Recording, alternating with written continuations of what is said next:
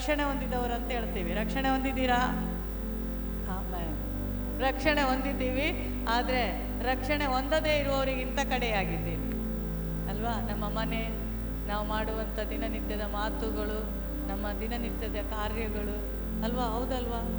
ಹೌದಾ ಅಲ್ವಾ? ಸೊ ಈ ಲೋಕದಲ್ಲಿ ನಾವೇನು ಮಾಡ್ತೀವಿ ಅಂದರೆ ಆರಂಭದಲ್ಲಿ ಚೆನ್ನಾಗಿರ್ತೀವಿ. ಸ್ವಲ್ಪ ದೇವ್ರು ನಮಗೆ ಏನಾದರೂ ಕೊಟ್ಟರೆ, ಸ್ವಲ್ಪ ಏನಾದರೂ ದೇವ್ರು ಎಲ್ಲ ಮರೆತು ಹೋಗ್ತೀವಿ. ಆಮೇಲೆ ನಮ್ಮ ದೇವರಿಗಾಗಿ ಏನು ಮಾಡಬೇಕಾಗಿದೆ ಎಲ್ಲ ಮರೆತು ಹೋಗುತ್ತೆ. ಅದಕ್ಕೆ ಪ್ರವಾದನೆ ಗ್ರಂಥಗಳಲ್ಲಿ, ಕೀರ್ತನೆಗಳಲ್ಲಿ ದೇವ್ರು ಹೇಳ್ತಾರೆ. ಕೀರ್ತನೆಗಾರ ಒಬ್ಬ ಹೀಗೆ ಹೇಳ್ತಾನೆ, ನಿಮ್ಗೆ ನೆನಪಿದೆಯಾ? ದೇವರೇ, ನನ್ನನ್ನು ಶ್ರೀಮಂತನೂ ಮಾಡಬೇಡ, ಬಡವನನ್ನೂ ಮಾಡಬೇಡ. ಎಷ್ಟು ಚಂದ ಹೇಳ್ತಾನಲ್ವ? ಶ್ರೀಮಂತನಾಗಿ ಮಾಡಿದರೆ ನಾನು ಅಹಂಕಾರದಿಂದ, ಮದದಿಂದ ನಿನ್ನನ್ನು ಮರ್ತು ಹೋಗ್ತೀನಿ, ಮರ್ತು ಹೋಗ್ಲಿಕ್ಕೆ ಚಾನ್ಸ್ ಇದೆ. ಬಡವನಾಗಿ ಮಾಡಿದರೆ ಅಲ್ಲಿ ಇಲ್ಲಿ ಭಿಕ್ಷೆ ಎತ್ತಿ ಸಾಲ ಮಾಡಿ ನಿನ್ನ ನಾಮಕ್ಕೆ ಅವಮಾನ ಆಗತ್ತೆ ಅಲ್ವಾ? ಅದಕ್ಕೆ ಅದೆಲ್ಲ ಮಾಡಬೇಡ, 3 ಹೊತ್ತು ಊಟ ಮಾಡಿ ನೀನು ಪ್ರಾರ್ಥನೆ ಮಾಡುವಷ್ಟು ಕೊಡು ಅಂತ ಕೇಳಿದ್ದಾರೆ ಬೈಬಲಲ್ಲಿ. Amen, hallelujah. ಭಾಳ ಸಂತೋಷದ ವಿಷಯ ನೋಡ್ರಿ, ಅದು ಕರೆಕ್ಟ್ ಅದು ಅಲ್ವಾ? ಈ ಮನುಷ್ಯರನ್ನ ದೇವ್ರು ನಂಬುವುದೇ ಇಲ್ಲ, ಮನುಷ್ಯರನ್ನ ದೇವ್ರು ನಂಬುವುದೇ ಇಲ್ಲ. ಕಾರಣ, ಆದಿಕಾಂಡದಲ್ಲೇ ದೇವ್ರು ಹೇಳ್ತಾನೆ, ಮನುಷ್ಯನನ್ನು ಉಂಟು ಮಾಡಿದ್ದಕ್ಕೆ ದೇವರಿಗೆ ಬೇಸರ ಆಯಿತು. ಪ್ರಾಣಿ ಪಕ್ಷಿ, ಮರ ಗಿಡ, ಸಮುದ್ರ, ಏನೆಲ್ಲ ನಕ್ಷತ್ರ ಗಣಗಳನ್ನು ಉಂಟು ಮಾಡಿ ಒಂದೊಂದಕ್ಕೆ ಹೆಸರಿಟ್ಟಂಥ ದೇವರು ಆತನೇನು ಮಾಡ್ತಾನೆ, ಅವುಗಳಿಗೆ ಬೇಸರ ಪಡಲಿಲ್ಲ. ದೇವ್ರು ಎಲ್ಲಿ ಬೇಸರ ಪಟ್ಟ? ಮನುಷ್ಯನನ್ನ. ಯಾಕೆಂದ್ರೆ ಈ ಮನುಷ್ಯನಿಗೆ ಸ್ವಲ್ಪ ಬಂದರೆ ಸಾಕು, ಸ್ವಲ್ಪ ಪ್ರಾರ್ಥನೆ ಬಂದರೆ ಸಾಕು, ನಾನೇ ದೊಡ್ಡ ಜನ, ಸ್ವಲ್ಪ ಆರಾಧನೆ ಮಾಡ್ಲಿಕ್ಕೆ ಗೊತ್ತಿದ್ರೆ ಸಾಕು, ಅವರೇ ಹೋಗಿ ಹೇಳ್ತಾರೆ ನಾನು ವರ್ಷಿಪ್ ಲೀಡರ್ ಅಂತ. ಆಮೇಲೆ ಸ್ವಲ್ಪ ಏನಾದರೂ ದೇವ್ರ ಐಶ್ವರ್ಯ ಕೊಟ್ಟರೆ ಸಭೆನೇ ಮರ್ತೋಗ್ತಾರೆ, ಸೇವಕರನ್ನೇ ಮರ್ತೋಗ್ತಾರೆ. ಸ್ವಲ್ಪ ದೇವ್ರು ಏನಾದರೂ ನಿಮ್ಮನ್ನ ಮೇಲಕ್ಕೆ ತಂದರೆ ನಾನು ಎಲ್ಲಿ ಬೆಳೆದಿದ್ದೀನಿ ಅನ್ನೋದೇ ಮರ್ತು ಬಿಡ್ತಾರೆ. ಅದಕ್ಕೆ ದೇವ್ರಿಗೆ ಗೊತ್ತು ಈ ಮನುಷ್ಯ ನಂಬಿಗಸ್ತನಾಗೋದು ಯಾವಾಗಲೂ. ಆಮೇಲೆ ಹಾಗಾಗಿ ದೇವ್ರು ಹೇಳ್ತಾನೆ, ಮಲಾಕಿ 1ನೇ ಅಧ್ಯಾಯಕ್ಕೆ 6ನೇ ವಾಕ್ಯಕ್ಕೆ ಬನ್ನಿ. ನನ್ನ ನಾಮವನ್ನು ಧಿಕ್ಕರಿಸುವ ಯಾಜಕರೇ, ಪಾಸ್ಟರ್ಸ್ಗಳೇ, ಯಾಜಕರೇ, ವಿಶ್ವಾಸಿಗಳೇ, ಲೀಡರ್ಸೇ, ಆಮೇಲೆ ವರ್ಷಿಪ್ ಲೀಡರೇ, ಮ್ಯೂಸಿಕ್ ಬಾರಿಸುವವರೇ, ಆಮೇಲೆ ಪ್ರಾರ್ಥನೆ ಮಾಡುವ ಲೀಡರ್ಸ್ಗಳೇ, ಯಾಜಕರೇ. ಮಗನು ತಂದೆಗೆ ಮಾನ ಸಲ್ಲಿಸುತ್ತಾನಲ್ಲ. 1 ನಿಮಿಷ. ಮಗನು ತಂದೆಗೆ ಏನ್ ಮಾಡ್ತಾನೆ? ಮಾನ ಅಂದ್ರೆ ಏನು? ಗೌರವ, ಪ್ರೀತಿ, ರೆಸ್ಪೆಕ್ಟ್. ಆಮೇನ್ ಅಲ್ವಾ? ಅಪ್ಪ ಅಂದ್ರೆ ಮಗನಿಗೆ ಸ್ವಲ್ಪ ಹೆದರಿಕೆ ಇರುತ್ತೆ, ತಾಯಿಗಿಂತ ಹೆಚ್ಚಾಗಿ ಅಪ್ಪ ಅಂದ್ರೆ ಮಕ್ಕಳಿಗೆ ಹೆದರಿಕೆ ಇರ್ತಾರೆ. ಎಲ್ಲಿ ಹೊಡಿತಾರೋ, ಎಲ್ಲಿ ಬಡಿತಾರೋ, ತಾಯಿಗೆ ಹೆಂಗಾರು ಮಾಡ್ಬೋದು ಅಲ್ವಾ? ಮನೇಲಿ ತಂದೆ ಇದ್ರೆ ಮಕ್ಕಳಿಗೆ ಬೇಕಾಬಿಟ್ಟಿ ಬೆಳಿಲಿಕ್ಕೆ ಆಗುದಿಲ್ಲ. ತಂದೆಗೆ ಗೊತ್ತಿಲ್ಲದೆ ಬೆಳಿಬೇಕು ಬಿಟ್ರೆ, ತಂದೆ ನೋಡಿದ್ರೆ ತಂದೆ ಖಂಡಿಸ್ತಾರೆ, ಕದರಿಸ್ತಾರೆ ಅಲ್ವಾ? ಮಾನ ಸಲ್ಲಿಸ್ತಾರೆ. ಅಪ್ಪ ಬಂದ್ರೆ ಅಪ್ಪ ಬಂದ್ರು, ಎಲ್ಲ ರೆಡಿ ಮಾಡ್ಕೊಳ್ಳೋಣ. ತಂದೆಗೆ ಮಾನ ಸಲ್ಲಿಸ್ತಾರೆ, ಗೌರವ ಸಲ್ಲಿಸ್ತಾರೆ. ಹಾಗಾದ್ರೆ ದೇವರನ್ನ ತಂದೆ ತಂದೆ ತಂದೆ ತಂದೆ ತಂದೆ ಅಪ್ಪಾಜಿ ಅಪ್ಪ ಕೆಲವ್ರು ಮಾನ ನೋಡಿದ್ಬೇಕು. ಹಾಗಾದ್ರೆ ದೇವರಿಗೆ ಎಲ್ಲಿ ಮಾನ ಸಲ್ಲಿಸ್ತೀರಿ ನೀವು? ಸೊ ತಂದೆಗೆ, ಒಬ್ಬ ಮಗನು ತಂದೆಗೆ ಮಾನ ಸಲ್ಲಿಸುವುದಾದರೆ, ಹಾಗಾದ್ರೆ ನಾವು ದೇವರಿಗೆ ಎಲ್ಲಿ ಗೌರವ ಸಲ್ಲಿಸ್ತೀವಿ? ತಂದೆಗೆ ಕೊಟ್ಟ ಗೌರವ ದೇವರಿಗೆ ಕೊಡ್ತಾ ಇದ್ದೀವಾ? ಈಗ ತಂದೆ ಅಲ್ಲಿ ಕೂತ್ರೆ ಹೀಗೆ ಕಣ್ಣು ಬಿಟ್ರೆ ಸಾಕು, ಮಗನಿಗೆ ಅರ್ಥ ಆಗುತ್ತೆ, ಮಗಳಿಗೆ ಅರ್ಥ ಆಗುತ್ತೆ. ತಂದೆಗೆ ನಾನೇನೋ ಕೂತಿದ್ದು ಸರಿಯಾಗಿಲ್ವೋ, ಏನೋ ಮಾಡ್ತಾ ಇದ್ನೇನೋ, ಅಥವಾ ನಾನು ಅಬ್ಸರ್ವ್ ಮಾಡ್ತಾ ಇಲ್ವೋ, ತಂದೆ ನಂಗೆ ಕಣ್ಣು ಬಿಡ್ತಾ ಇದ್ದಾರೆ. ಎಸ್ ಹೌದಲ್ವಾ? ತಂದೆ ಬರ್ತಾನೆ ಅಂತ ಹೇಳಿದ್ರೆ, ಕೆಲವು ಮನೆಯಲ್ಲಿ ನೋಡ್ಬೇಕು, ಮಕ್ಕಳೆಲ್ಲ ಸಾಮಾನೆಲ್ಲ ಕರೆಕ್ಟ್ ಇಟ್ಟು, ಕೆಲವ್ರ ಮನೆಯಲ್ಲಿ ತಂದೆ ಭಯಂಕರ ಸ್ಟ್ರಿಕ್ಟ್ ಇರ್ತಾರೆ. ಹೌದಾ? ನೋಡಿದ್ರ? ನಿಮ್ಮ ಮನೆಗಳಲ್ಲಿ ಅಕ್ಕ ತಂಗಿನೋ ಅಣ್ಣ ತಮ್ಮನೋ ಇದ್ರೆ ನೋಡ್ಬೋದು, ತಂದೆ ಅಂದ್ರೆ ಸ್ವಲ್ಪ ಮಕ್ಕಳು ಸ್ಟ್ರಿಕ್ಟ್ ಇರ್ತಾರೆ. ಇವತ್ತು ದೇವರಿಗೆ ಎಲ್ಲಿ ನೀನು ಗೌರವ ಸಲ್ಲಿಸ್ತಾ ಇದ್ದಿ? 9 ಗಂಟೆಗೆ ಆರಾಧನೆ ಆದ್ರೆ ನಾವು 9:30. ತಂದೆ ನೋಡ್ತಾ ಇಲ್ಲ, ತಂದೆ ಆಲಯದಲ್ಲಿ ಬಂದಿಲ್ಲ ಅವ್ರ ಪ್ರಕಾರ. ಎಸ್, ತಂದೆಗೆ ಮಾನ ಎಲ್ಲಿ ಸಲ್ಲಿಸ್ತೇನೆ? ಮುಂದೆ ಆಳು ದಣಿಗೆ ಭಯಭಕ್ತಿ ತೋರಿಸುತ್ತಾನಷ್ಟೇ. ಆಳು ದಣಿಗೆ ಭಯಭಕ್ತಿ. ದಣಿ ಸಂಬಳ ಕೊಡುವ ದಣಿ ನಿಂತ್ಕೊಂಡಾಗ ನೀನ್ ಹೆಂಗ್ ನಿಂತ್ಕೊಳ್ತೀಯ ಹೇಳು? ನೀನ್ ಹೆಂಗ್ ವಿಧೇಯತೆ ಇರುತ್ತೆ? ಸಂಬಳ ಕೊಡುವ ದಣಿ ನೀನು ಮುಂದೆ ನಿಂತಿದ್ದಾನೆ ಅಂದ್ರೆ ನೀನು ಆರಾಮಾಗಿ ಸಿಗರೇಟ್ ಸೇರ್ಕೊಂಡು ನಿಂತ್ಕೊಳ್ತೀಯ? ಟೈಮ್ ವೇಸ್ಟ್ ಮಾಡ್ತೀಯ? ದಣಿ ಇಲ್ಲದೆ ಇದ್ರು ಯಾರಾದ್ರೂ ಅಲ್ಲಿ ದಣಿ ಬರ್ತಾರೆ ಅಂದ್ರೆ ಎಲ್ಲ ಸರಿ ಮಾಡಿಕೊಂಡು, ನೀವು ಆಫೀಸ್ ಕೆಲಸ ಮಾಡೋರಾಗ್ಲಿ, ಕೂಲಿ ಕೆಲಸ ಮಾಡೋರಾಗ್ಲಿ, ಕೂಲಿ ಕೆಲಸ ಮಾಡುವವನು ದಣಿ ಕಾಣದೇ ಇರುವಾಗ ಬೇಕಾದ್ರೆ ಸ್ವಲ್ಪ ಹೊತ್ತು ಕೂತ್ಕೊಳ್ತಾನೆ. ದಣಿಯೇ ಕೆಲಸ ಮಾಡುವ ಸ್ಥಳಕ್ಕೆ ಬಂದರೆ ಡಬಲ್ ಕೆಲಸ ಮಾಡ್ಲಿಕ್ಕೆ ಸ್ಟಾರ್ಟ್ ಮಾಡ್ತಾನೆ. ಕಾರಣ ನಾಳೆ ಕರಿಬೇಕು ದಣಿ. ಎಸ್, ನಾಳೆ ಆ ದಣಿ ನನ್ನನ್ನು ಕರಿಬೇಕು ಅಂತ ಡಬಲ್ ಕೆಲಸ ಮಾಡಲಿಕ್ಕೆ ಪ್ರಾರಂಭಿಸ್ತಾನೆ. ಹೌದಾ?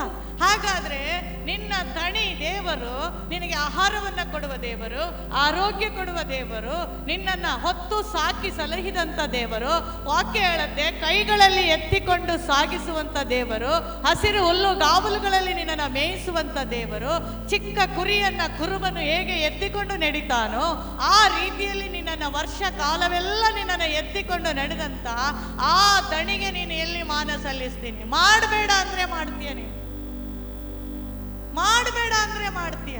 ಇನ್ನೊಬ್ಬರಿಗೆ ಮೋಸ ಮಾಡಬೇಡ ಅಂತ ಸತ್ಯವೇದದಲ್ಲಿ ಯೇಸು ಸ್ವಾಮಿ ಹೇಳಿದ್ರೆ ನೀನು ಮೋಸನೇ ಮಾಡ್ತೀಯ. ಇನ್ನೊಬ್ಬರಿಗೆ ನೀನು ಇನ್ನೊಬ್ಬರಿಗೆ ಏನು ನಿಂದಿಸಬೇಡ, ಅವಮಾನ ಪಡಿಸಬೇಡ ಅಂತ ಹೇಳಿದ್ರು ಅವರಿಗೆ ಅವಮಾನ ಆಗುವ ಹಾಗೇ ಮಾಡ್ತೀಯ. ದಣಿ ಹೇಳ್ತಾನೆ, ನನ್ನನ್ನ ಭಯಭಕ್ತಿಯಿಂದ ನೀನು ಸೇವಿಸುವಂತ ಹೇಳಿದ್ದಾರೆ. ಯಾವ ದಣಿ ಕೂಡ ಹೇಳೋದಿಲ್ಲ ಏನೋ ನೀನು ಚೆನ್ನಾಗಿ ಒಳ್ಳೆ ಕೆಲಸ ಮಾಡಿ ನಾನು ಬರುವಾಗೆಲ್ಲ ಡಬಲ್ ಡಬಲ್ ಕೆಲಸ ಮಾಡ್ಬೇಕಂತ ದಣಿ ಹೇಳಿದ್ನ? ನೀನೇ ಹೆದರ್ಕೊಳ್ಳೋದು. ಕಾರಣ ಒಂದು ಗೊತ್ತಿದೆ ನಿನಗೆ, ದಣಿ ನಾಳೆ ನನ್ನನ್ನು ಕರೆಯಲ್ಲ, ಇವತ್ತು ಸಂಬಳ ಸರಿಯಾಗಿ ಕೊಡಲ್ಲ ನಾನು ಕೆಲಸ ಮಾಡದಿದ್ರೆ. Yes or no? ಯಾಕೆ ಈ ವಾಕ್ಯಗಳನ್ನು ನಾವು ಅನುಸರಿಸೋದಿಲ್ಲ? ತಂದೆಗೆ ಸಲ್ಲಬೇಕಾದ ಗೌರವ ಯಾಕೆ ಕೊಡ್ತಾ ಇಲ್ಲ? ದಣಿ ಬಂದು ಈಗ ನಮ್ಗೆ ವಾರೆಲ್ಲ ದೇವ್ರು ಕಾಪಾಡುವವನು ಇವತ್ತು ಹೇಳ್ತಾನೆ, ಇವತ್ತು ಸಂಜೆ ಒಂದು ಪ್ರೇಯರ್, ಎಕ್ಸ್ಟ್ರಾ ಪ್ರೇಯರ್ ಇಟ್ರೆ ನಾವು ಬರುವುದಿಲ್ಲ. ಬೆಳಗಿಂದ ಎಷ್ಟೊತ್ತರಿ ಮಾಡಿತ್ತಲ್ಲ. ನಿನ್ನನ್ನು ಹೊತ್ತು ಸಾಗಿಸುವಂತ ದಣಿಯ ಮುಂದೆ ಕುಳಿತು ನೀನು ಪ್ರಾರ್ಥಿಸೋದು, ನಿನ್ನನ್ನು ಹೊತ್ತು ಸಾಗಿಸುವಂತ ತಂದೆಯ ಮುಂದೆ ಕುಳಿತು ನೀನು ಪ್ರಾರ್ಥನೆ ಮಾಡಲಿಕ್ಕೆ ನಿನಗೆ ಅಷ್ಟೊತ್ತು ಇಷ್ಟೊತ್ತು ಅಂತಿಲ್ಲ. ಎಷ್ಟೊತ್ತಿಗೆ ನಿನ್ನನ್ನು ಪ್ರಾರ್ಥನೆಗೆ ಎಬ್ಬಿಸಿದ್ರು, ಎಷ್ಟೊತ್ತಿಗೆ ನಿನಗೆ ಪ್ರಾರ್ಥನೆಗೆ ಕರೆದ್ರು, ನೀನು ಬೇಸರವಿಲ್ಲದೆ ದಣಿಯ ಮುಂಭಾಗಕ್ಕೆ ಬರಬೇಕು. Yes or no? ಇವತ್ತು ರೀಸನ್ ನಿನಗೆ ಸಂಬಳ ಬೇಕು. ಯಾವ ಸಂಬಳ? ನಾನು ಹೇಳೋದು, ನೀವು ಕೆಲಸ ಮಾಡುವ ಸಂಬಳ ಹೇಳ್ತಾ ಇಲ್ಲ, ಪರಲೋಕದ ಸಂಬಳ. ಏನ್ ಸಂಬಳ? ದೇವರು ಕೊಡುವ ಆರೋಗ್ಯ ಬೇಕು, ದೇವರು ಕೊಡುವ ಪ್ರೊಟೆಕ್ಷನ್ ಬೇಕು, ದೇವರು ಕೊಡುವಂತಹ ಸಮೃದ್ಧಿ ನಮಗೆ ಬೇಕು.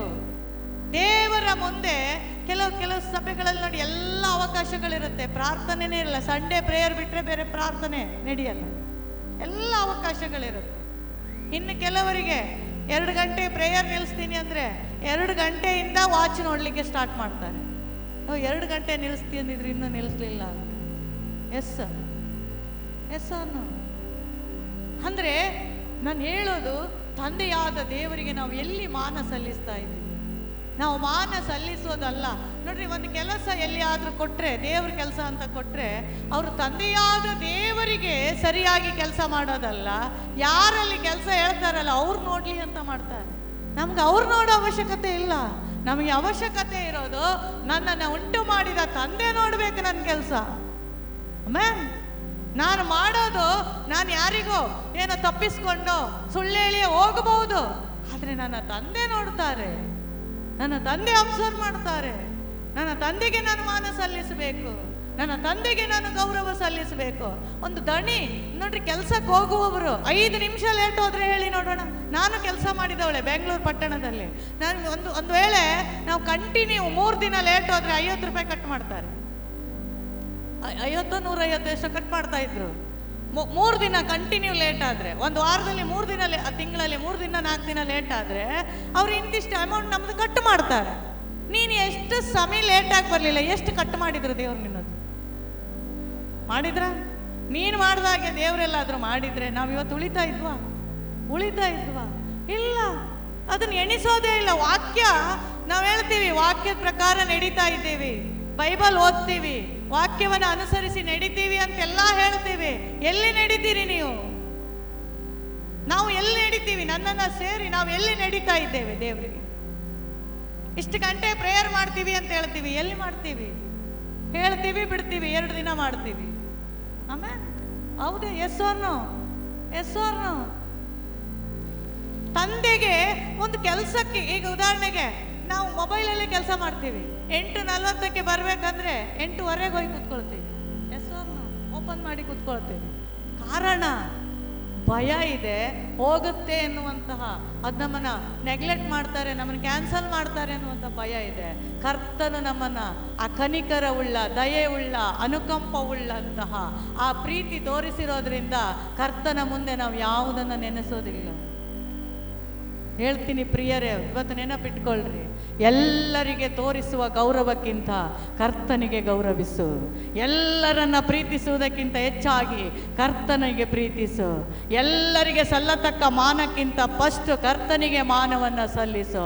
ಎಲ್ಲಿ ಹೋದ್ರೂ ನನ್ನ ಕರ್ತನು ಅಂತ ಬಿಟ್ಟು ಕೊಡಬೇಡ. 50-50 ಮಾಡಕ್ಕೆ ಹೋಗಬಾರ್ದು ನಾವು. ಆಮೇಲೆ ಅಂಥ ಸನ್ನಿವೇಶ ಇದ್ರೆ ಮಾತ್ರ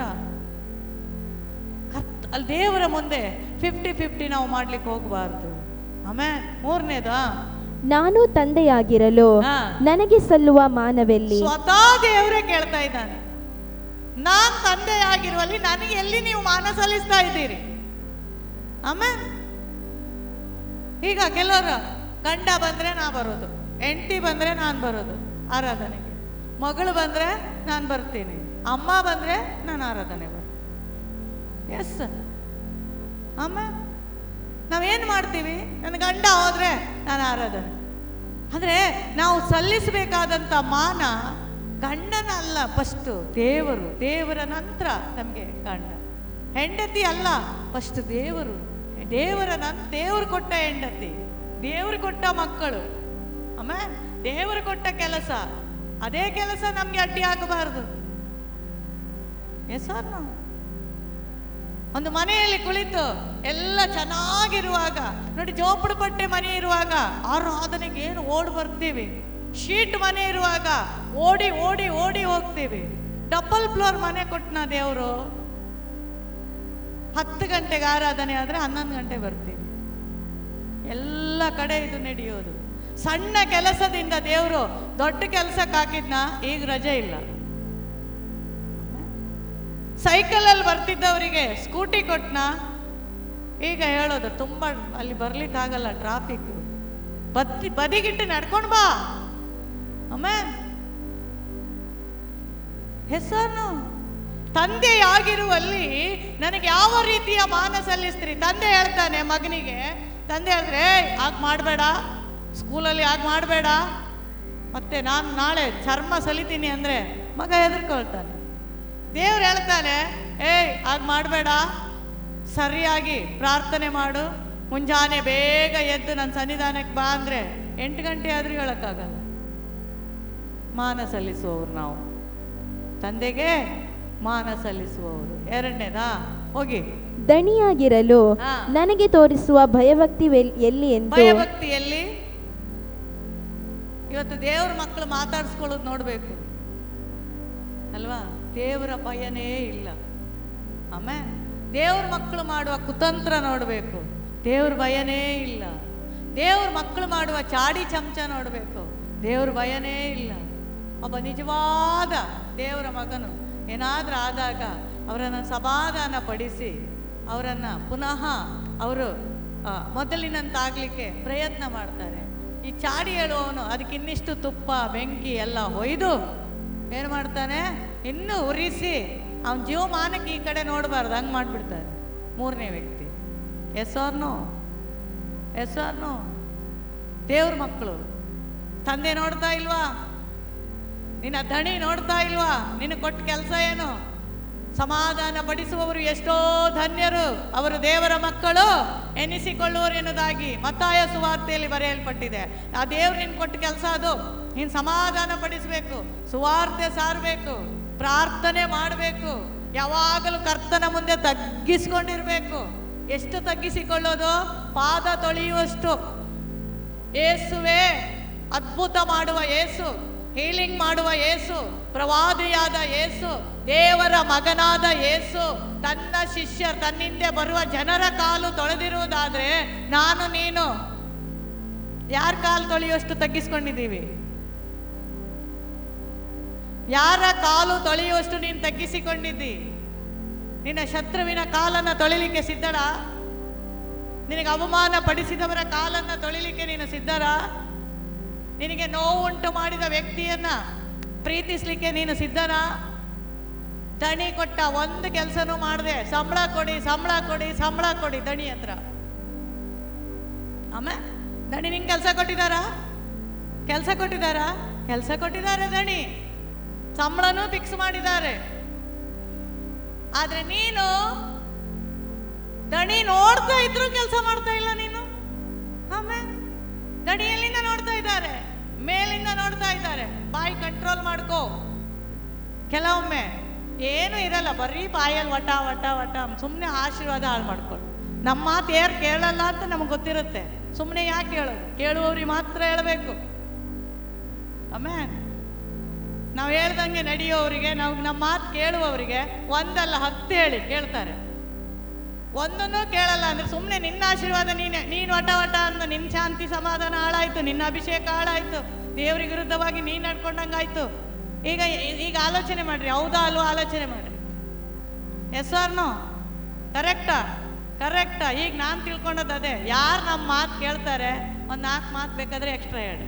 ನಾವು ಒಂದ್ಸಲ ನೋಡಿದ್ವಿ ನಮ್ಮ ಮಾತು ಕೇಳಲ್ಲ ಅಂದ್ರೆ ಪೂರ್ಣ ಬಿಟ್ಬಿಡ್ಬೇಕು. ಕರ್ತನ ದಣಿ ನೋಡ್ತಾನೆ. ಆಮೇಲೆ ಹಲ್ಲೆಲೂಯಾ, ಬಿಟ್ಟೇ ಬಿಡಬೇಕು. ಅವ್ರು ಯಾವ ವಿಷಯಕ್ಕೆ ತಲೆ ಹಾಕಬಾರ್ದು.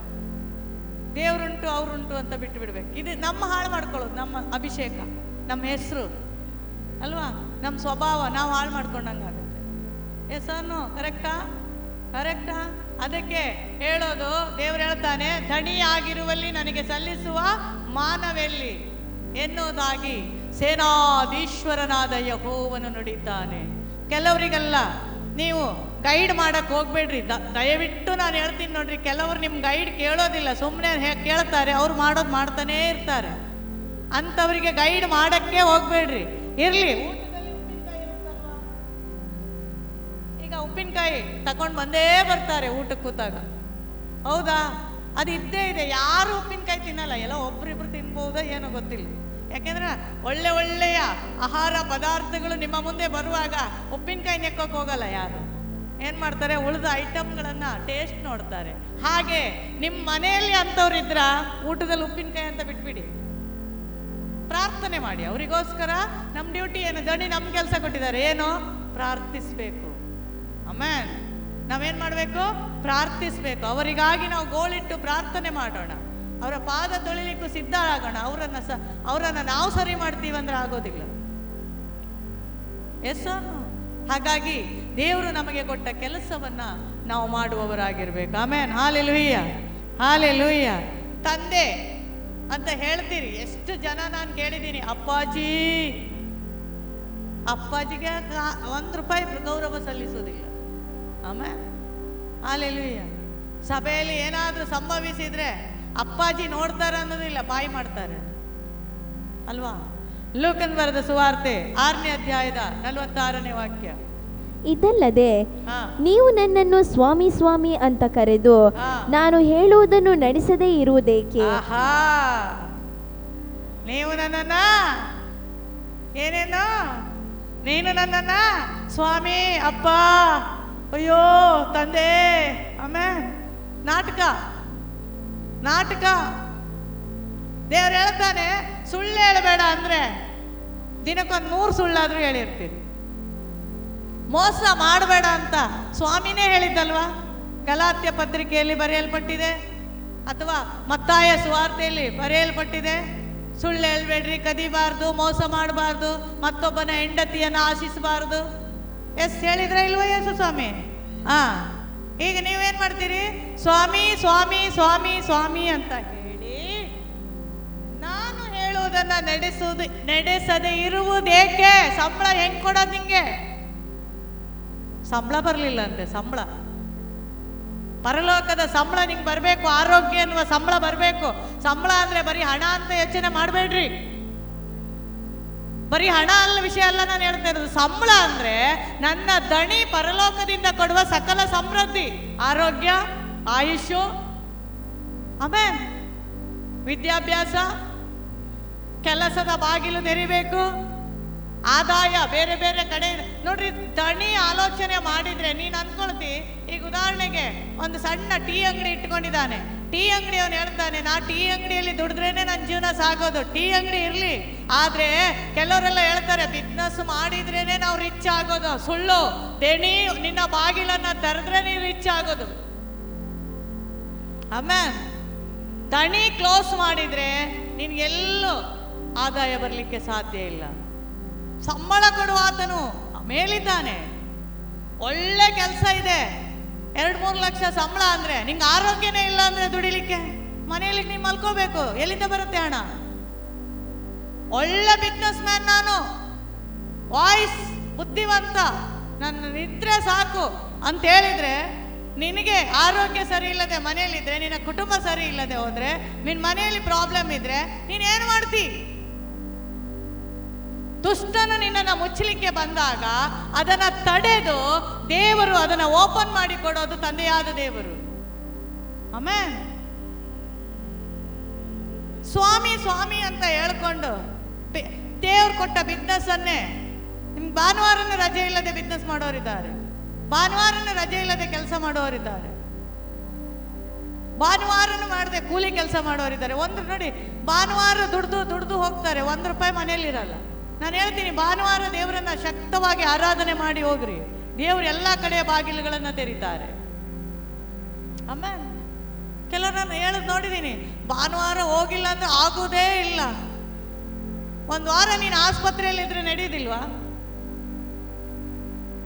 ನಡೀತದೇ ಇಲ್ವಾ? ದಣಿಗೆ ಸಲ್ಲಿಸತಕ್ಕ ಗೌರವ ದಣಿಗೆ ಸಲ್ಲಿಸಬೇಕು. ತಂದೆಯಾದ ದೇವರಿಗೆ ಸಲ್ಲಿಸತಕ್ಕಂಥ ಗೌರವವನ್ನ ನಾವು ಸಲ್ಲಿಸಬೇಕು. ಎಷ್ಟು ಸ್ಪಷ್ಟ ಹೇಳಿದ್ರೆ, ಅಪ್ಪ ಅಪ್ಪ ಅಪ್ಪ ಅನ್ನೋದು. ಅಪ್ಪನ ಮಾತೇ ಕೇಳಿಲ್ಲ ಅಂದ್ರೆ ಅಪ್ಪ ತಂದು ಕೊಡ್ತಾನಲ್ಲ ಮನೇಲಿ. ಎಸ್ ಸರ್, ಅಪ್ಪ ಅಪ್ಪ ಅಪ್ಪ ಅಂತ ಕರಿತಾ ಇರೋದು ಒಳಗೆ ಯಾರಿಗೆ. ಅಪ್ಪ 1 ಲೋಟ ನೀರು ಕೊಡಂದ್ರೂ ಕೊಡದೇ ಇದ್ರೆ ಅಪ್ಪನಿಗೆ ಬಹಳ ಖುಷಿ ಆಗುತ್ತೆ ಸಾಯಂಕಾಲ ಬರುವಾಗ ತಿಂಡಿ ತಗೊಂಡು ಬರ್ಲಿಕ್ಕೆ. ಏನ್ ಮಾಡೋದು, ತರ್ಬೇಕಲ್ಲ ಮನೆ. ಅರ್ಥ ಆಗ್ತಾ ಇದೆಯಾ? ಅರ್ಥ ಆಗ್ತಾ ಇದೆಯಾ? ಸ್ವಾಮಿ ಸ್ವಾಮಿ ಅಂತ ನೀವು ಕರೆದು ಸ್ವಾಮಿ ಹೇಳಿದ್ದನ್ನ ಮಾಡದೆ ಇರುವುದೇಕೆ?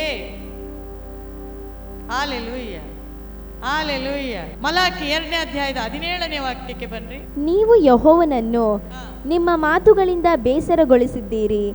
ಯಾವ ವಿಷಯದಲ್ಲಿ ಆತನನ್ನು ಬೇಸರಗೊಳಿಸಿದ್ದೇವೆ ಅನ್ನುತ್ತೀರಾ?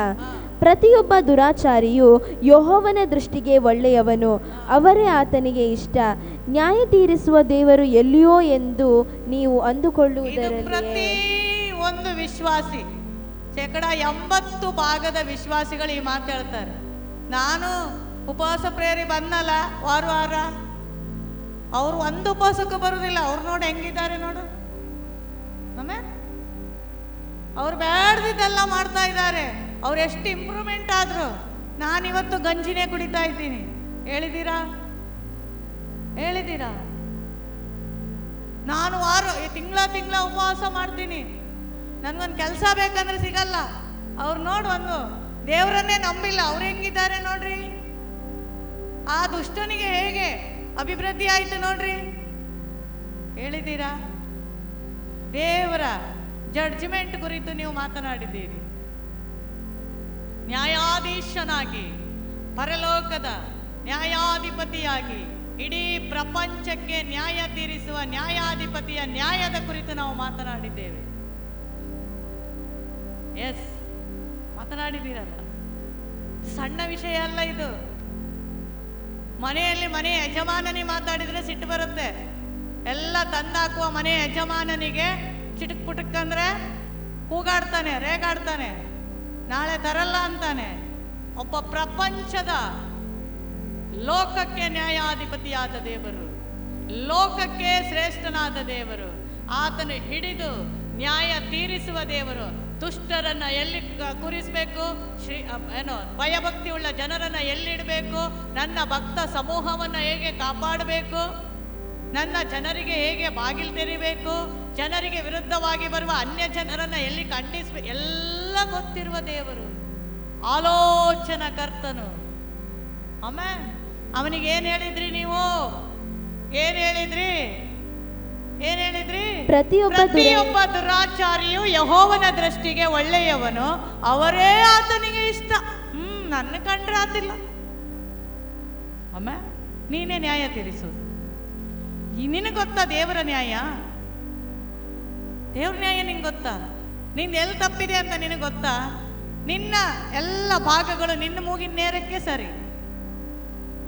ಎಸ್ ಎಸ್, ನಾವು ಎಣಿಸ್ಕೊಳ್ತೀವಿ ನಾನು ಮಾಡಿದೆಲ್ಲ ಕರೆಕ್ಟ್, ನಾನು ಹೇಳಿದ್ದೆಲ್ಲ ಕರೆಕ್ಟು ಅಂತ ನಾನು ಎಣಿಸ್ಕೊಳ್ಳೋದು. ಆದರೆ ದೇವರಿಗೆ ಯಾರಿಗೆ ಗೊತ್ತು? ದೇವರಿಗೆ ಅದರಲ್ಲಿ ಮಿಸ್ಟೇಕ್ ಇರ್ಬೋದು. ಅಮ್ಮ ಎಸ್ ಆರ್ ನೋ? ನಾವೇನು ಹೇಳ್ತೀವಿ? ಇಷ್ಟ ನ್ಯಾಯ ತೀರಿಸುವ ದೇವರು ಎಲ್ಲಿಯೋ, ಎಲ್ಲಿದ್ನೋ ನ್ಯಾಯ ತೀರಿಸುವ. ನಮ್ಮಲ್ಲಿ ಕೆಲವರೆಲ್ಲ ಹೇಳ್ತಾರೆ, ಹಾ ದೇವರಿದ್ದ ಅಂದ್ಯಲ್ಲ, ಎಲ್ಲಿದ್ದ ದೇವರು? ಆಮೇಲೆ ಕ್ವಶನ್ ಕೇಳ್ತಾರೆ, ದೇವ್ರು ಮಾಡ್ತಾ ಮಾಡ್ತಾ ಮಾಡ್ತಾ ಅಂದ್ಯಲ್ಲ, 4 ತಿಂಗಳಾಯ್ತು, ದೇವ್ರಿಗೆ ಮಾಡೋಕ್ಕಾಗಲ್ವಾ? ಆಮೇಲೆ ನಮ್ಮಲ್ಲೇ ಕೇಳ್ತಾರೆ, 3 ತಿಂಗಳಾಯ್ತು ಅಂದ್ರೆ ದೇವ್ರು ನಿಮ್ಮನೆ ಕೆಲಸದವ್ರು. ನಾವು ಮಾತಾಡೋ ರೀತಿ ನೋಡ್ರಿ, ಒಂದು ಕೆಲಸಕ್ಕೆ ಬಂದ ಆಳಿಗೆ ಹೇಳಿದ್ರೆ ಮಾರನೇ ದಿನ ಬರಲ್ಲ. ಕೆಲಸಕ್ಕೆ ಬಂದ ಒಂದು ಆಳಿಗೆ ಏನೋ ಸ್ವಲ್ಪ ಹೆಚ್ಚು ಕಮ್ಮಿ ಹೇಳಿದ್ರೆ ಮಾರನೇ ದಿನ ಕೆಲಸಕ್ಕೆ ಬರಲ್ಲ. ನಿಮ್ಮ ಮನೆ ಅಲ್ಲ, ಇನ್ನೊಂದು ಮನೆ ಇದೆ ಅಂತ ಹೋಗ್ತಾರೆ. ಆದರೆ ನಾವೇನು ಹೇಳ್ತೀವಿ ದೇವರಿಗೆ? ದೇವ್ರೇ 3 ತಿಂಗಳಾಯ್ತಲ್ಲ, ಪ್ರಾರ್ಥನೆ ಮಾಡಿ ಮಾಡಿ ಮಾಡಿ ಮಾಡಿ ಎಲ್ಲಿ ಮಾಡ್ದಿ? ಹಿಂಗೆ ಸಲೀಸಾಗಿ ಹೇಳ್ತೀವಲ್ಲ. ಆಮೇಲೆ ನನಗೆ ಉಪವಾಸ ಮಾಡಕ್ ಆಗ್ತಿದ್ರು, ಮೊನ್ನೆ 3 ದಿನ ಉಪವಾಸ ಮಾಡಿದೆ. ದೇವ್ರೆಲ್ಲಿದ್ದ? ಕೇಳಿದ್ದೀರಾ? ಕೆಲವೊಮ್ಮೆ ಹೇಳ್ತೀರ, ನೀ ಸುಮ್ಮನಿರ್ ಮಾರೈತಿ, ದೇವ್ರು ಎಲ್ಲಿದ್ದಾನೆ? ದೇವ್ರಿದ್ರೆ ಹಿಂಗೆಲ್ಲ ಆಗತ್ತಾ? ಆಮೇ ದೇವ್ರು ಮಾಡ್ತಾನೆ. ಆತನು ನನ್ನ ನಿನ್ನ ಹಾಗೆ ಗಡಿಬಿಡಿ ದೇವ್ರಲ್ಲ. ನಾವು ಏನು ಗಡಿಬಿಡಿ. ಇವತ್ತು ಯಾರ ಅಂದ್ರೆ ಸಾಯಂಕಾಲದೊಳಗೆ ಅವ್ರಿಗೆ ಬುದ್ಧಿ ಕಲಿಸ್ಬೇಕು ನಾವು, ಅಲ್ವಾ? ಇವತ್ತು ಯಾರಾದ್ರು ಅಂದ್ರೆ ವೆರಿ ನೆಕ್ಸ್ಟ್ 2 ಅವರ್ ಒಳಗೆ ಅವ್ರಿಗೆ ಸಿಕ್ಕಬೇಕು, ಭಾರಿ ಖುಷಿ ನಮಗೆ. ನೋ, ನನ್ನ ದೇವರಿಗೆ ಹೆಸರೇ ದೀರ್ಘ ಶಾಂತನು. ನನ್ನ ದೇವರು ದೀರ್ಘ ಶಾಂತನು, ನ್ಯಾಯ ಅನ್ಯಾಯಗಳನ್ನು ಪರಿಶೀಲಿಸುವ ದೇವರು. ಆಮೇನ್. ದುಷ್ಟನ ಸಾವಿನಲ್ಲಿ ಲವಲೇಶವಾದರೂ ತೃಪ್ತಿ ಇಲ್ಲ ದೇವರಿಗೆ. ಈಗ ನಾವು ಹೇಳ್ತೀವಿ, ದುಷ್ಟನ್ ನೋಡಿ ನಮ್ಗೇನೋ ಅನ್ಯಾಯ ಮಾಡಿದ್ದಾನೆ, ದೇವ್ರೆ ಅವ್ನು ಸತ್ಯ ಹೋಗ್ಲಿ ಅಂತ. ದೇವರಿಗೆ ಸಾಯೋದು ಇಷ್ಟ ಇಲ್ಲ, ಚಾನ್ಸ್ ಕೊಡ್ತಾರೆ ದೇವ್ರು. ಆಮೇಲೆ ದೇವ್ರು ಯಾರು ಸತ್ರು ಅವ್ರು ನರಕಕ್ಕೆ ಹೋಗ್ತಾರಂತ ದೇವರಿಗೆ ತನ್ನನ್ನ ಎಲ್ಲಿಯಾದ್ರೂ ಕಂಡುಕೊಂಡಾರೋ ಅಂತ ದೇವ್ರು ಚಾನ್ಸ್ ಕೊಡ್ತಾರೆ. ದೇವ್ರನ್ನ ಕಂಡುಕೊಂಡದೆ ಇನ್ನೂ ಅಧಿಕವಾಗಿ ಮಾಡಿದಾಗ, ದೇವ್ರ ಟೈಮ್ ಬಂದಾಗ ದೇವರು ನ್ಯಾಯ ತೀರಿಸ್ತಾನೆ. ಯೆಶಾಯ 1ನೇ ಅಧ್ಯಾಯದ 2ನೇ ವಾಕ್ಯ. ಯೆಶಾಯ 1ನೇ ಅಧ್ಯಾಯದ 2ನೇ ವಾಕ್ಯ. ಆಕಾಶ ಮಂಡಲವೇ, ಈಗ ನೋಡ್ರಿ, ಈ ಪ್ರವಾದಿ ಆಕಾಶ ಮಂಡಲಕ್ಕೆ ಹೇಳ್ತಾ ಇದ್ದಾನೆ. ಯಾರು ಕೇಳೋರಿಲ್ಲ. ಆಕಾಶವೇ ಕೇಳು, ಭೂಮಿಯೇ ಕೇಳು. ಹೆಂಗ್ ಹೇಳ್ತಾನೆ ನೋಡ್ರಿ, ಪ್ರವಾದಿ ಹೇಳ್ತಾನೆ, ಆಕಾಶವೇ ಆಲಿಸು, ಭೂಮಿಯೇ ಆಲಿಸು, ನಕ್ಷತ್ರ ಮಂಡಲವೇ ಕೇಳು. ಏನು? ಯೆಹೋವನು ಮಾತಾಡುತ್ತಿದ್ದಾನೆ. ಯೆಹೋವನು ಮಾತನಾಡುತ್ತಿದ್ದಾನೆ. ನಾನು ಸಾಕಿ ಸಲಹಿದ ಮಕ್ಕಳೇ ನನಗೆ ದ್ರೋಹ ಮಾಡಿದ್ದಾರೆ. ನಿನ್ನನ್ನ ಕರ್ಕೊಂಡು ಬಂದು ತೊಳೆದು, ರಕ್ತದಿಂದ ನಿನ್ನನ್ನು ಚೆನ್ನಾಗಿ ತೊಳೆದು, ನಿನ್ನ ಪಾಪವೆಲ್ಲ ಕ್ಷಮಿಸಿ, ನೀನ್ ದೇವರನ್ನು ನಂಬುವ ಮೊದಲು ಏನೆಲ್ಲ ಮಾಡಿದೀಯೋ ಅವೆಲ್ಲ ದೇವರು ನಿನ್ನ ಪಾಪ ಕ್ಷಮಿಸಿದ್ದಾರೆ. ಎಂತೆಂಥ ಘಟನೆ ನೀನು ಮಾಡಿರ್ಬೋದು, ಕ್ಷಮಿಸಿ ನಿನ್ನನ್ನು ತಂದು ಆಲಯದಲ್ಲಿಟ್ಟು ನಿನಗೆ ಆಯುಷ್ ಕೊಟ್ಟು ಆರೋಗ್ಯ ಕೊಟ್ಟು ದೇವರನ್ನ ಆರಾಧನೆ ಮಾಡಲಿಕ್ಕೆ ನಿನಗೆ ಚಾನ್ಸ್ ಕೊಟ್ಟಿದ್ದ. ನೀನೇ ಇವತ್ತೇನು ಮಾಡಿದ್ದೀಯಾ? ದ್ರೋಹ ಮಾಡಿದ್ದೀಯಾ. ಏನ್ ದ್ರೋಹ ಅಂತೀರಾ? ನಾನೇನ್ ದ್ರೋಹ ಮಾಡಿದೆ? ವಾರ ಹೋಗಲ್ವಾ? ವಾರ ಯಾರ ಉದ್ದೇಶಕ್ಕೆ ಬರ್ತೀನಿ ನೀನು? ದೇವ್ರ ಉದ್ದೇಶಕ್ಕೆ ಬರ್ತಾ ಇದೀಯಾ? ಪಾಸ್ಟ್ರ ಉದ್ದೇಶಕ್ಕೆ ಬರ್ತಾ ಇದೀಯಾ? ನಿನಗೆ ಪರಲೋಕ ಬೇಕು, ನಿತ್ಯ ಜೀವ ಬೇಕು, ನಿನಗೆ ಆರೋಗ್ಯ ಬೇಕು, ಅದಕ್ಕೆ ಬರೋದು ನೀನು. ತಪ್ಪಾಗಿ ತಿಳ್ಕೊಬೇಡ. ನಾ ಹೋದ್ರೆ ಸಭೆ, ನೋ, ನೀ ಹೋದ್ರು ಸಭೆ, ಹೋಗ್ತಿದ್ರು ಸಭೆನೆ. ಆಮೆನ್. ದ್ರೋಹ ಮಾಡ್ತಾ ಇದ್ದಾರೆ. ನಿಲ್ಲಿಸಿ ಎಷ್ಟು ಬಿಡುಗಡೆ ಕೊಟ್ಟರು ದೇವರು. ಇವತ್ತು ದೇವರು ಬೇಡ, ಸಭೆನೂ ಬೇಡ, ಆ ಜಾಗನೂ ಬೇಡ. ಎತ್ತು ಯಜಮಾನನನ್ನು ಕತ್ತೆ ಒಡೆಯನ ಕೊಟ್ಟಿಗೆ ಗೋದಲಿಯನ್ನು ತಿಳಿದಿರುವವು. ದನನ ಬೆಳಿಗ್ಗೆ ಬಿಡ್ರಿ. ಈ ಹಳ್ಳಿಗಳಲ್ಲಿ ದನ ಬೆಳಿಗ್ಗೆ ಆದ್ರೆ ಹಾಲು ಕರೆದ ನಂತರ ಬಿಟ್ಟು ಬಿಡ್ತಾರೆ. ಅವೆಲ್ಲ ಮೆಂದ್ಕೊಂಡು ಸಂಜೆ 5ವರೆಗೆ ಅವು ಹಟ್ಟಿಗೆ ಹೋಗ್ತವೆ. ಗೊತ್ತಾ ನಿಮ್ಗೆ? ನಾವೆಲ್ಲ ಚಿಕ್ಕದಿರುವಾಗಿಂದ ಅದನ್ನೆಲ್ಲ ಈ ಹಳ್ಳಿಗಳಲ್ಲಿ ನೋಡ್ತೀವಿ. ದನ ಕೆಲವು ಜನ ಅಂತ ದನ ಆಗಬೇಕು ತಪ್ಪಿಸ್ಕೊಂಡು ಹೋಗೋದು. ಎಲ್ಲ ದನಗಳು ಹೊಟ್ಟೆ ತುಂಬ ಮೇಂದ ನಂತರ ಅವು ಕೊಟ್ಟಿಗೆಗೆ ಸಂಜೆ ಆಗುವಾಗ ಯಾರು ಕರ್ಕೊಂಡು ಬರ್ದಿರೋ ಅವು ಕೊಟ್ಟಿಗೆಗೆ ಬರ್ತವೆ. ನೀನು ನಿನ್ ಕೊಟ್ಟಿಗೆ ಬಿಟ್ಟು ಎಲ್ಲೆಲ್ಲ ಹೋಗ್ತಾ ಇದ್ದಿ. Yes or no? ನಿನ್ನನ್ನ ಕೊಟ್ಟಿಗೆಯಲ್ಲಿ ದೇವ್ರು ತಂದು ಆ ಕೊಟ್ಟಿಗೆಯಲ್ಲಿ ಹುಲ್ಲು ಹಾಕಿ ಮೇವು ಕೊಟ್ಟು ನೀರು ಕೊಟ್ಟು ನಿನ್ಗೆಲ್ಲ ಔಷಧಿ ಹಚ್ಚಿ ಬಿಡುಗಡೆ ಮಾಡಿದ ಕೊಟ್ಟಿಗೆಯನ್ನ ಮರೆತು ಬೇರೆಯವ್ರ ಕೊಟ್ಟಿಗೆಗೆ ನೀನು ಹೋಗ್ತಾ ಇದ್ದಿ. ಆಮೇನ್. ಎತ್ತು, ದನ, ಕುರಿ, ಕೋಣಗಳು ತಮ್ಮ ಯಜಮಾನನನ್ನ ಬಲ್ಲವು, ತಮ್ಮ ಕೊಟ್ಟಿಗೆಯನ್ನ ಗೊತ್ತಿದೆ ಅವುಗೆ. ನೀನೇನ್ ಮಾಡ್ತಾ ಇದ್ದಿ? ನಿನಗೆ ನಿನ್ನ ಕೊಟ್ಟಿಗೆ ಎಲ್ಲಿದೆ ಗೊತ್ತಿಲ್ಲ, ನಿನ್ನ ಯಜಮಾನ ಯಾರು ಅಂತ ನಿನಗೆ ಗೊತ್ತಿಲ್ಲ, ನಿನ್ನನ್ನು ಬಿಡುಗಡೆ ಕೊಟ್ಟ ದೇವರು ಯಾರು ಅಂತ ಮರೆತು ಬಿಟ್ಟಿದ್ದಿ, ನಿನಗೆ ಪ್ರಾರ್ಥಿಸಿದ ಸೇವಕರು ಯಾರು ಅನ್ನೋದು ಮರೆತು ಬಿಟ್ಟಿದ್ದಿ. ಆಮೆನ್. ಗೋದಲಿಯನ್ನ ಬಲ್ಲವು. ಮೂಕ ಪ್ರಾಣಿಗಳಿಗೆ ಇದ್ದ ವಿಧೇಯತ್ವ ಇವತ್ತು ಮನುಷ್ಯನಲ್ಲಿರೋದಿಲ್ಲ. ಮೂಕ ಪ್ರಾಣಿಗಳಲ್ಲಿ ಕಾಣುವಂತ ದಯೆ ಇವತ್ತು ಮನುಷ್ಯರಲ್ಲಿ ದಯೆ ಇಲ್ಲ. ಈ ಕಡೆ ಕಾಲದಲ್ಲಿ 2025ನೇ ಇಸ್ವಿಯಲ್ಲಿ ನಾವು ಕಾಣ್ತಾ ಇರೋದು ಯಾವುದು ಆಗಬಾರದ ಕಾರ್ಯಗಳಿವೆಯೋ ಅವೆಲ್ಲ ನಡೀತಾ ಇದೆ. ಆಮೆನ್. Hallelujah, hallelujah. ಎತ್ತು ಗೋದಲಿಯನ್ನ ದೇವರು ಎಷ್ಟು ಸ್ಪಷ್ಟವಾಗಿ ಪ್ರವಾದಿ ಹೇಳ್ತಾ ಇದ್ದಾನೆ. ಅದು ಬಿಟ್ರೆ ಅದ್ಯಾರು ಕರ್ಕೊಂಬರ್ಬೇಕಂತಿಲ್ಲ ನೋಡ್ರಿ. ಕೆಲವೊಂದು ಈಗೀಗೆಲ್ಲ ಹೈಬ್ರಿಡ್ ಏನೋ ದನಗಳು ಎತ್ತುಗಳೆಲ್ಲ ಇರ್ಬೋದು. ಆ ಕಾಲದಲ್ಲಿ ಒಂದು ಕೊಟ್ಟಿಗೆಯಲ್ಲಿ ತುಂಬಾ ಹಸುಗಳಿರ್ತವೆ. ಹಳೆ ಕಾಲದಲ್ಲಿ ಹಸುಗಳನ್ನ ಬೆಳಿಗ್ಗೆ ಬಿಟ್ರೆ ನೋಡ್ರಿ, ಕೆಲವೆಲ್ಲ ನೋಡ್ಬೇಕು ಅವೇ ಕೊಟ್ಟಿಗೆ ಹತ್ರ ಬಂದು ನಿಂತ್ಕೊಳ್ತವೆ. ಕೆಲವೊಮ್ಮೆ ಅವುಗಳ ಹಗ್ಗ ಎಲ್ಲಿದೆ ಅಲ್ಲಿ ಬಂದು ನಿಲ್ತವೆ. ಅದರಲ್ಲೂ ಮಿಸ್ ಇಲ್ಲ. ಈಗ ಕೊಟ್ಟಿಗೆ ದಡ್ದ ಇದ್ರೆ ಆ ಸಣ್ಣ ಕರು ಹೋಗಿ ನಿಂತ್ಕೊಳ್ಳುವ ಜಾಗಕ್ಕೆ ದೊಡ್ಡ ಕರು ಹೋಗುದಿಲ್ಲ. ನೋಡಿದ್ರ? ಅಬ್ಸರ್ವ್ ಮಾಡಿದ್ರ? ನಾನು ಮಾಡಿದ್ದೀನಿ, ಅದಕ್ಕೆ ಹೇಳ್ತಾ ಇರೋದು. ಅವುಗಳಿಗೆ ಯಾವ ಪ್ಲೇಸ್ ಇದೆ ಅಲ್ಲಿ ಆ ಪ್ಲೇಸ್ ಅಲ್ಲಿ ಬಂದು ಕೂತ್ಕೊಳ್ತವೆ, ಅವು ನಿಂತ್ಕೊಳ್ತವೆ. ಆಮೆನ್. ನಮ್ ಜನರು ಪ್ಲೇಸ್ ಎಲ್ಲಿ? ತಿಂಗಳಿಗೊಮ್ಮೆ ಪ್ಲೇಸ್ ಚೇಂಜು, ವರ್ಷಕ್ಕೊಮ್ಮೆ ಪ್ಲೇಸ್ ಚೇಂಜು. ಇವತ್ತು ಇಲ್ಲಿ, ಇನ್ನೊಂದ್ ಕಡೆ ಅಲ್ಲಿ. ಯಾರೋ ಹೇಳ್ತಾರೆ, ಯಾರೋ ಕರೀತಾರೆ, ಯಾರೋ ಬ್ರೈನ್ ವಾಶ್ ಮಾಡ್ತಾರೆ, ಹೋಗಿಬಿಡ್ತಾರೆ. ಆಮೆನ್. ಆದ್ರೆ ದೇವರು ದಣಿ ನೋಡ್ತಾ ಇದ್ದಾನೆ, ನಿನ್ನ ಯಜಮಾನ ನೋಡ್ತಾ ಇದ್ದಾನೆ, ನಿನ್ಗೆ ಹೆಂಗ್ ಕೂಲಿ ಕೊಡ್ತಾನೆ. ಹೇಳಿದ ಒಂದು ಸಣ್ಣ ಕೆಲಸನೇ ಒಂದ್ ಕಡೆ ನಿನ್ನ ನೆಲೆ ನಿಲ್ಸಿದ್ರೆ ಅಲ್ಲೇ ನಿಲ್ಲಕ್ಕಾಗಲ್ಲ ನಿನಗೆ. ದಣಿಯಲ್ಲಿಂದ ಸಂಬಳ ಕೊಡ್ತಾನೆ. ಮತ್ತೆ ನೀನ್ ಹೇಳ್ತೀಯ, ಅಯ್ಯೋ ದುರಾಚಾರಿ ನೋಡು, ಏನೆಲ್ಲ ಮಾಡ್ದ ನೋಡು, ಅವನ ಇಂಪ್ರೂವ್ಮೆಂಟ್ ಆಗ್ತಾ ಇದ್ದಾನೆ, ಅವನ ನಾಳೆ ಸಾಯ್ತಾನೆ, ನೀ ಸಾಯ್ತೀಯ. ಅವನ ನಾಳೆ ಸಾಯ್ಲಿಕ್ಕೆ ಏನೋ ಇರ್ಬಹುದು, ನೀನ್ ಸಾಯ್ತೀಯ.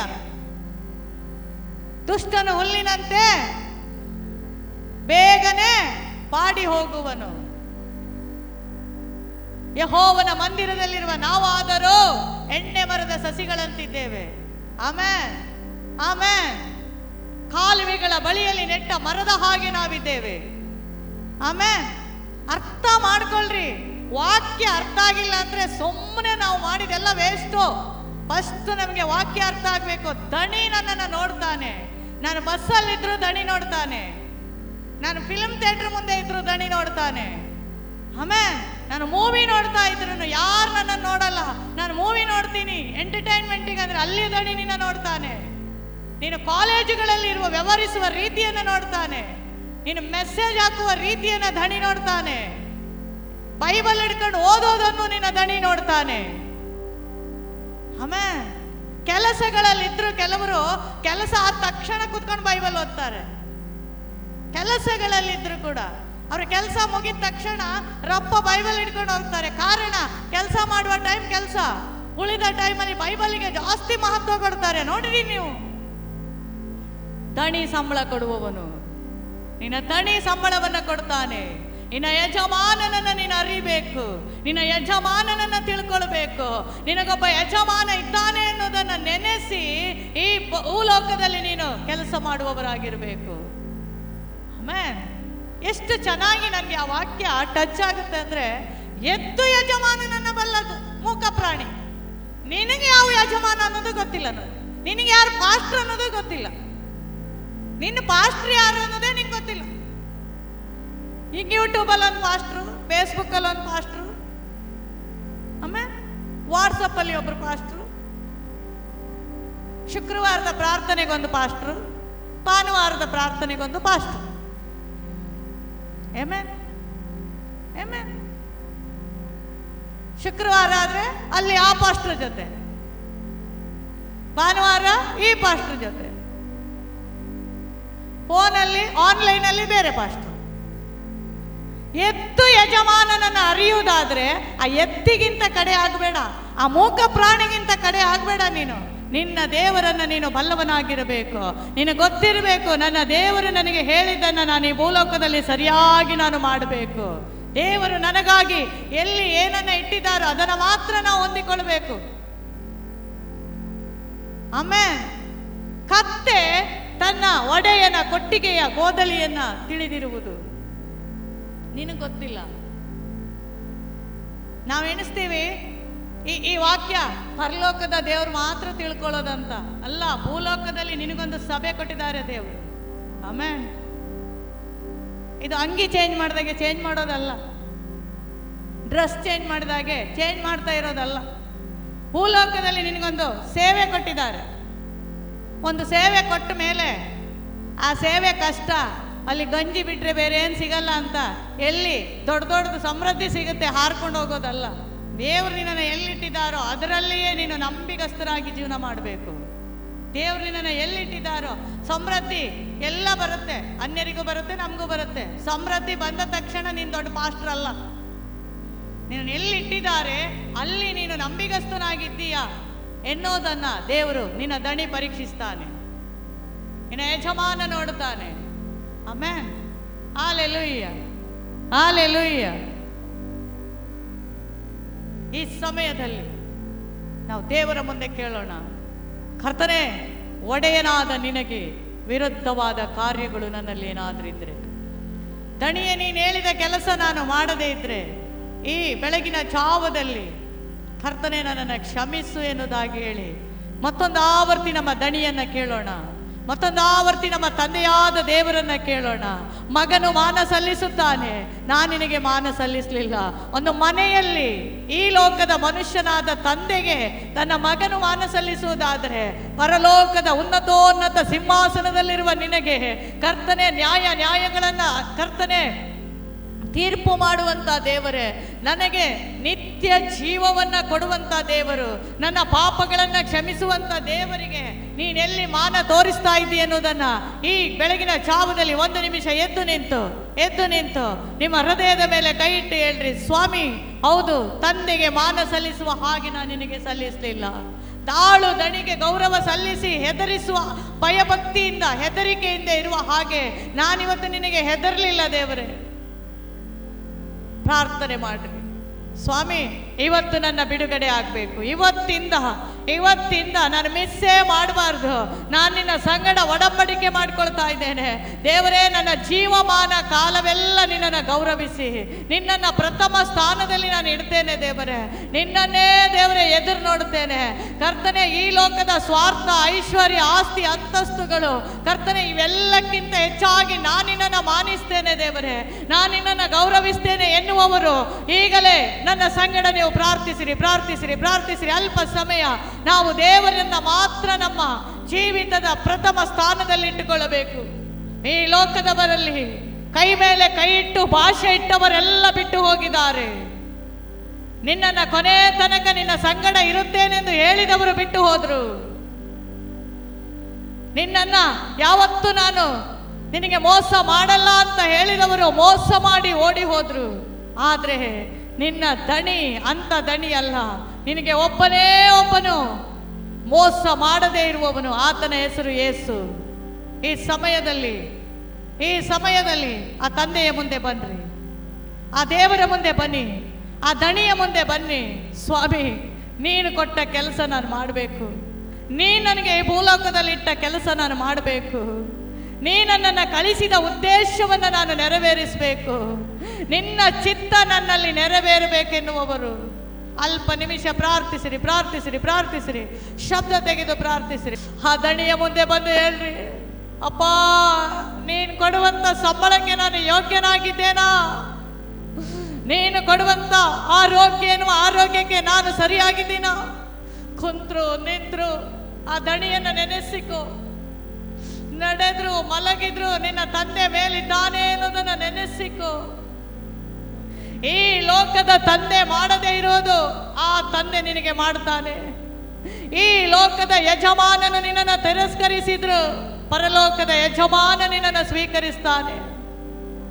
ಈ ಲೋಕದಲ್ಲಿ ನಿನಗೆ ವಿರುದ್ಧವಾಗಿ ಜನ ನಿಂತರು ಪರಲೋಕದ ದೇವದೂತರ ಸೈನ್ಯ ನಿನ್ನ ಪರವಾಗಿ ನಿಲ್ಲುತ್ತೆ.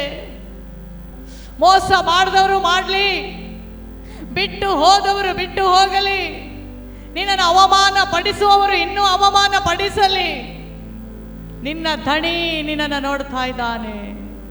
ನಿನ್ನನ್ನು ಕೂಲಿಗೆ ಕರೆದಂತ ದಣಿ ನಿನ್ನನ್ನು ನೋಡ್ತಾ ಇದ್ದಾನೆ. ನಿನ್ನನ್ನು ಈ ಲೋಕದಲ್ಲಿ ಸೃಷ್ಟಿ ಮಾಡಿ ತನ್ನ ಚಿತ್ತದ ಪ್ರಕಾರ ಇಟ್ಟಂತ ತಂದೆ ನಿನ್ನನ್ನು ನೋಡ್ತಾ ಇದ್ದಾರೆ. ಭಯ ಪಡಬೇಡ, ಆ ತಂದೆ ಹೇಳ್ತಾ ಇದ್ದಾರೆ. ಆ ತಂದೆಗೆ ಒಪ್ಪಿಸಿಕೊಡು, ಆ ತಂದೆಯನ್ನ ಮಾನಿಸು. Thank you lord.